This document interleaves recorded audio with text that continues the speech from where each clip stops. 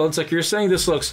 Okay, yeah, the Chevy models are a little weird, but when you go into battle and when you go into cutscenes, you get regular models again. Yeah. And that's 90% of the game, so it's really not an issue. Boost that fucking shooting power even more. And I'll say it, I think that the DS Pokemon games all kind of look like crap. Yes, for the most part. Well, I hope you like gray and brown. Yeah, it's a DS game that's mostly gray and brown. Yeah, Diamond Pearl really has a problem. Soul Silver looks better because of the very color palette. The black and white definitely have it rough when trying to simulate 3D. You know what my... Oh, wow, we're here already. You know what my problem with the DS games have always been, actually? The 3D sprites, or no, the animated sprites they have for black and white. Oh yeah, those are distractingly animated. Like they're super unnatural. They also look terrible because if you play anything on anything bigger than a regular DS, they scale horribly. Yeah. Which means they're pixelated and blurry as fuck, and they look atrocious. Especially when you stick literally 6 of them on screen at one time. Sometimes. When you go into a triple battle or especially a rotation battle, but even in double battles, they look like crap. And I played it on an original DS XL, so yeah, it looked like shit. I played Black on the DSi XL. That was rough. Yeah, so did I. Yeah, I also wasn't an adopter of the DS until I think the DSi XL because there wasn't any games from Note for me to get. I was out of Pokemon actually for a long ass time until I was like 17 or 18. Yeah. It was just one of those things where like I was a teenager and I was like phased out for it and I was more interested in like Devil May Cry and other shit at the time. So that's the funny thing is everyone always says they fell out of it with the 3rd generation. It's like, nah, dude, 3rd generation is like the best one to that point. I would have fallen out of Pokemon come Gen 4 if a DS and a copy of Diamond literally did not fall into my lap. Yeah. So for me, it's not so much I fell out of it, it's just that I wasn't interested in Diamond and Pearl. Like, it just didn't look interesting for me at all. It wasn't. And it wasn't. But then Platinum came out, I was like, And I watched the very early videos by Chugga Conroy when he first got Platinum and going through the Giratina fight. I'm like, alright, fine. I'll try it out, why not? Also, it's Soul Silver that got me back in Pokemon, that was it. Yeah, that's what did it for most people. Yeah. Was they played Soul Silver and then they went back to never playing Pokemon again. Yeah, considering what came before and after, I don't blame them. But it's like, especially going from the Game Boy Advance games that actually run at 60 FPS to all of the DS games prior to Black and White that ran at like 20 FPS. Yeah. It's like, yeah, nah, thanks, I'll pass by. Yeah. Oh, this is adorable. Yeah, this is cool. Wait a minute, he sticks the gun on his... It's when Ichigo does the Getsuga Tensho with Uryu for the first time. Actually, yeah, you're right.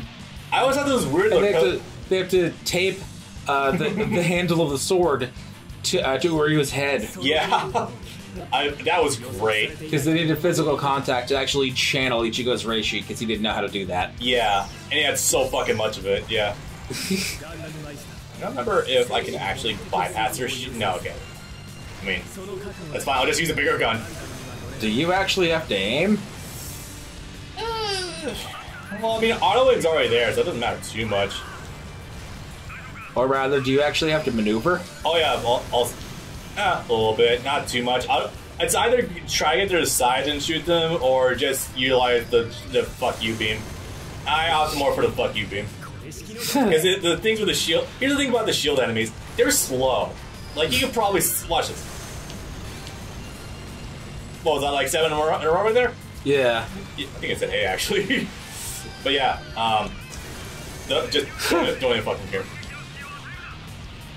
And since they're so slow, I don't have to really worry about them flanking me while I'm still recharging and can't dash anywhere. Yeah. Oh yeah, I should probably mention... So while I was actually rewatching 00, and I got to see their virtue, seeing how I've gone through so much at UC, I was also thinking to myself, oh wow, there's a common design philosophy when trying to design like the bigger Gundams I'm noticing. Like staple shit on it. Staple shit on it, a lot of armor, make it bulky as fuck. Like the bulk wouldn't be noticeable for me, but it's like the curvature of the bulkiness. Like when I look at the shoulder mounted rockets, I just need to think of like a GPO2's fucking shield. Yeah. Like, I don't know, I just pieced that together after, while I was watching, like, huh, wow, I didn't really notice that velocity before. How about that shit? I also never noticed until just now, when you could actually see its, the head straight on as it was coming down there, and highlight this for a second if you can. This thing is actually literally designed with the human ethos to be fat. It literally has a fat face, like there's actual fat in it. Like it has cheeks, like for real. I think I know what you're talking about. I think you're right. It's the only one that does that. And that, ugh. It definitely stands out quite a bit for that. And, you know, it has a head the size and shape of a basketball. Yeah. You know, this is one of the things that I love about this game is that, I mean, having also looked at their names on Bottle for so fucking long, like, it just makes me, like, really digest, like, what each one's design looks like. I'm able to be like, oh yeah, it's a Virtue. Oh yeah, that's Kyrios. That's the... Okay, I don't remember what Lockon is called. Dynamis. It's always... Again, it's called the Dynamis. And the Exia is also super fucking distinct. Like, this... Maybe it's because we actually have a 00 game that just helps me, like, look at and digest what each one looks like. You get to actually breed them all in with decent-sized campaigns for each character in that suit exclusively. It's kind of like with Gundam versus Zeta Gundam, like, with how so many of the units are stuck using, like, runt suits. Like, I'm like, okay, I can pinpoint the Hyzak now. I remember, like... It has the spikes on it. Yeah. What Roberto and Char were piling at first. I forgot what the next are called offhand, but I'm able to pinpoint those. Rick Diaz. The Rick Diaz, yeah. Which is way fucking bit more interesting than Jim's, by the way. Hot take. Yeah, nah. Gyms are so fucking 1970s. Oh yeah, that reminds me. So, there are Zaku's that are just straight up Zaku's in Seed Destiny. Yep. And people hate that for some reason. I'm like, y'all are fucking dumb for two reasons. First of all, Borjarnen. Second, and I got 2.5 reasons. Literally every spin-off series has some variant of a Zaku. If they want to be straight up about it, honestly, better for it, good for them. I don't care if you want to call it a Tieran or a Graze or the Dark Army or whatever the fuck. Yeah. It's the same thing. We all know what it is. Just cut out the middleman. So, but also a regular ass Zaku, a standard off the line Zaku, survived re-entry. Did it? Yeah. Through no actual technical knowledge of his own, Atherin was able to survive re-entry in a fucking Zaku. Oh wow. I don't think I got highlighted in the movies. No, it didn't. That's impressive, actually. So it's like, yeah, apparently their Zakus are fucking powerful as hell. So like, yeah, you know what? Go for it. These actually seem usable. So for me, I'm not a huge fan of it, and I can actually articulate why. Wait, what the fuck? Redundancy. What the fuck just... Did you kill someone you weren't supposed to? No. Someone die? What the fuck just happened? Did I run out of time? I don't think I was on a time limit. I think there was a time limit there in the corner. Huh. Okay, well, I guess we can keep going with this talk since we're talking about the Zakus right now. I mean, just I'm just got to utilize the O-gauge a little more.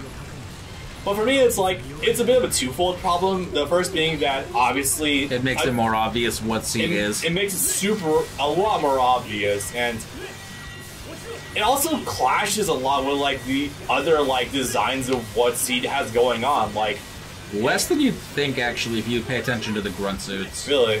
Yeah. To the Jins, to the Q, Seagil, the Windens, whatever. There's a shit ton of them that look that have the same basic shape as a Zaku already. So, I mean, why not? And again, they also straight up have goof. So straight up, this is no Zaku. Yeah. Yeah, and the reason that doesn't bother me, as I said earlier, for Jarden, is because in Turn A they literally have Zaku tubes exactly that they dug out of a cave. Yeah. So it's like, okay. Well, that makes sense though, because that's an actual relic from the past. But it's still... Is age UC? What? Is age UC? No. Oh, okay. I said turn A. Oh, turn A, right. No, that does make sense, though. But the point is, it's still the exact same thing, even if they don't, even if it's in technically another timeline. And again, by turn A's own logic, so is literally everything else. So if you follow that logic to its natural conclusion, it's a rediscovery of the same core concept. In Seed Destiny, as it would have been, I guess, several thousands of years previously.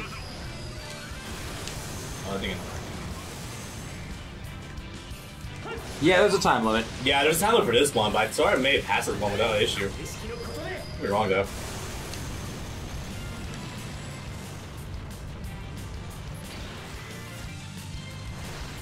But yeah, it also just hurts Seed's already lacking identity just across the board already. It didn't have one. I know it didn't really have one, but it could at least try to have one. It's not trying to. Why bother now? Yeah, that's one of the predominant issues of Seed.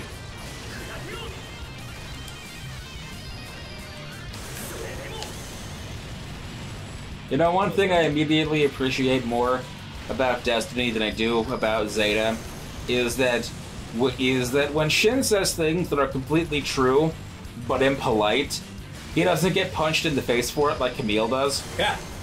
Yeah. Because that happens to Camille a lot. It really does. Even on... He gets abused by everyone. Even on the fucking Argama. He says something that's true, but that other people don't like, and he'll get punched for it, he'll get slapped for it. Yeah. Okay, we've already seen this one too. Yeah, see, it has the fat cheeks. Yeah. Yeah, you're right, actually. Ugh. This thing is literally designed to be fat. I hate it. The supreme amount of defense is definitely going to help it a lot, though. Okay. Yeah. So I didn't die. There's no timer here. Is there something I'm missing? Strayed too far from the mission area? Oh, no, because there's a little invisible wall that's around the area. Alright, fuck it, we're destroying everyone. When in doubt. This is actually, you're supposed to get high scores on this in order to get, like, S ranks, but I choose not to for this Let's Play, obviously for time purposes, unless there's something I want to show off. Also, it's redundant. It's redundant, it also takes a good while to even get to the higher numbers. I guess I'm just gonna cut at this point. Oh, come on, give me a high number. Give me a rush down.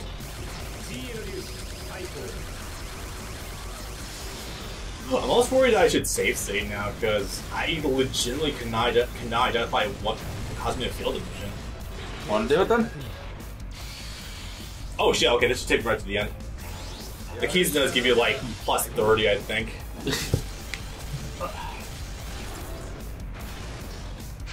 $40, even better.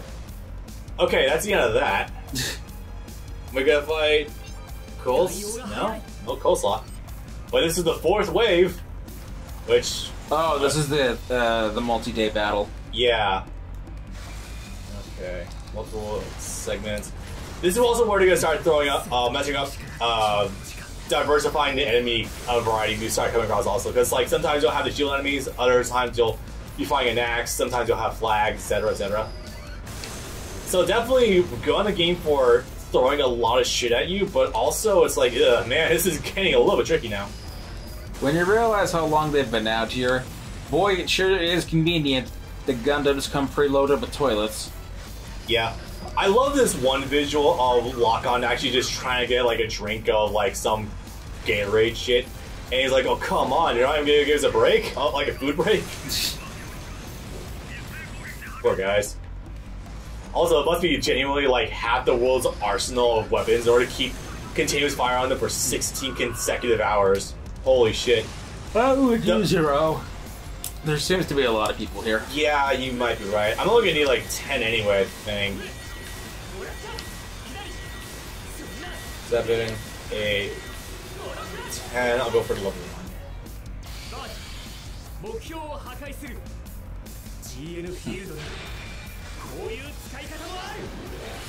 Okay, let's see where this lands us. 3 perfects, hell yeah. Amazing. And more assistance from Lockon, because why not? 4 perfects. And we keep it going. Nah, not gonna get much higher than that. Okay. Coleslaw? 90% certain it's gonna be coleslaw. Because coleslaw does appear here and all its cat. It was walking off with fucking Tieria. Is there more how he... Wait, did he just get the eye thing too? Huh. It's still really weird when you have the mechs actually emote for your character. Whoa, he's got a shield now. Okay, that's new. Oh wow, I missed. Okay. Then you hit him at first, he dodged out of the way. He's got mobility now. His charge attack and resistance is pretty easy to dodge. Okay, close. There we go. That did a number on him.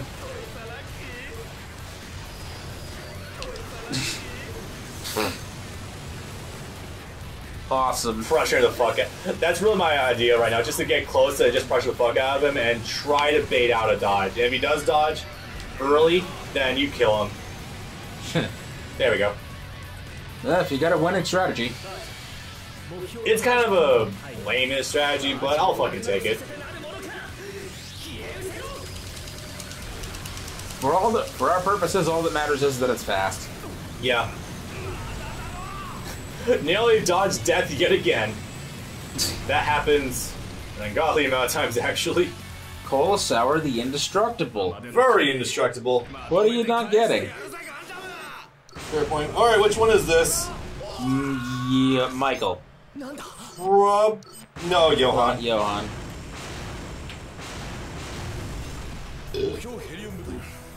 Right, he's the reasonable one. The only one that they can actually talk to. Yeah, the only fairly sane one. Although, probably biggest asshole because he's the one administering all the bad news about shit. Yeah. But hey, don't shoot the messenger, all that shit. The one you should be taking your anger out on is ribbons. You'd say cornhole, but he's a puppet. It's ribbons. Yeah.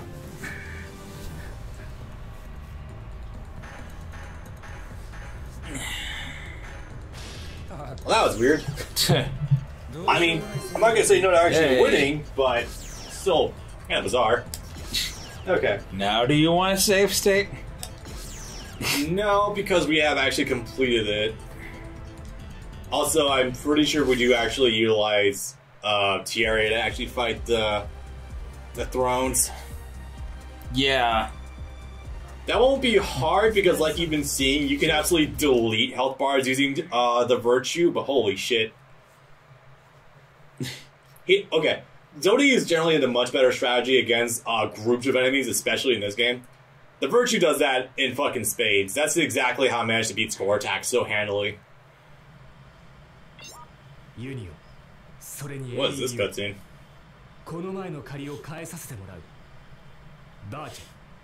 I think he's getting the message about who these people are. Probably. Coleslaw and who else? Graham. Well, I hate to bully Cola Sour, but I mean, Omayomo Shinderu already dead. Come here, Graham. I want to have a word with you. So there's this joke boss in Sengoku Basara 3 who, thanks to weird convoluted game mechanics in 4 Sumeragi, you can actually transform into. And he's a joke boss in 3, and the gimmick is that he's Kanatsugu the Invincible, but no matter what difficulty you're on, he dies in literally 3 hits no matter what. Is that the old man that keeps popping up in Basara? Well, no. Okay, there's like at least one. He works for Kenshin. Okay.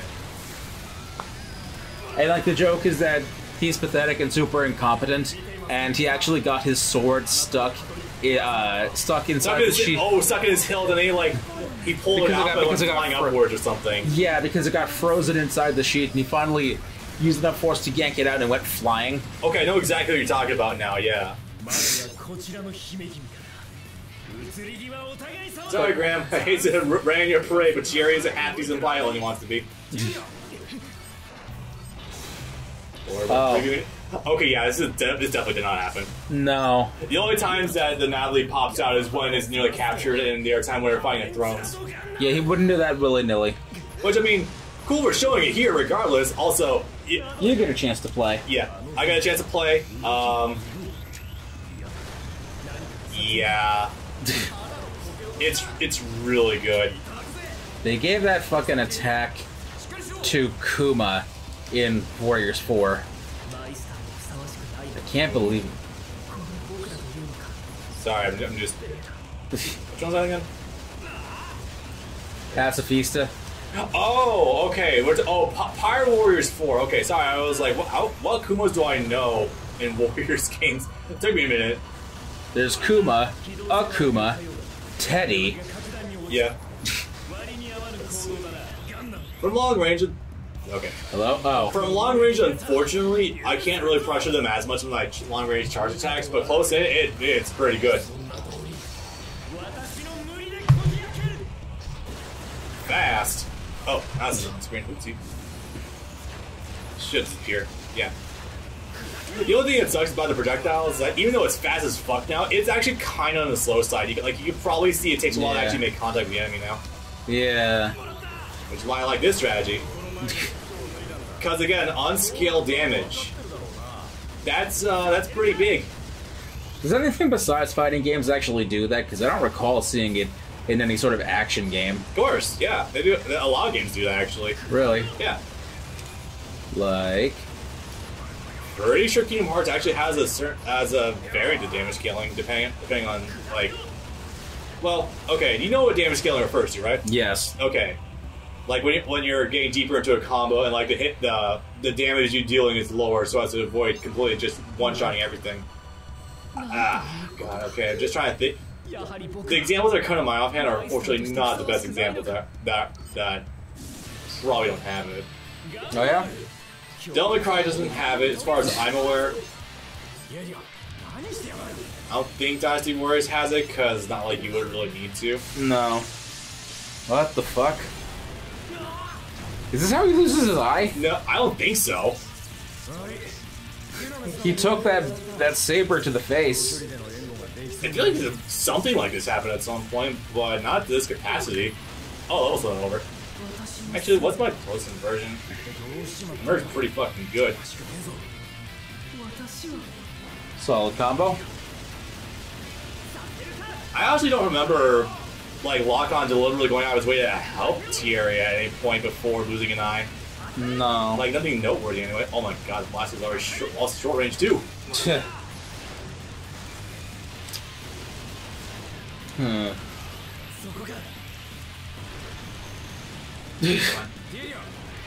What? Did you see that? Yeah. Holy shit, okay.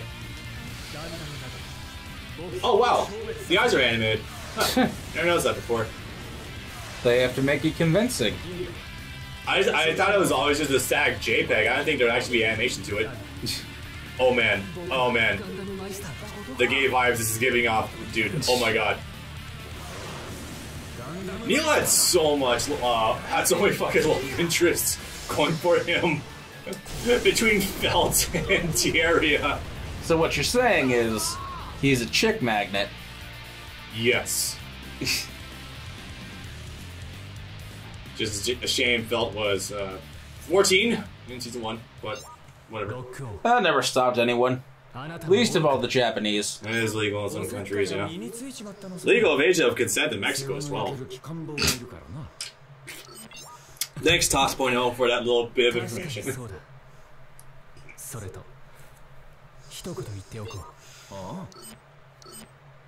Do I want to offend people? Shoot. Something, the arranged marriages / I guess if you want to go that far, you'd 72 virgins. Dads! Were what the fuck? Prepubescent. 72% of pre-arranged marriages are prepubescent?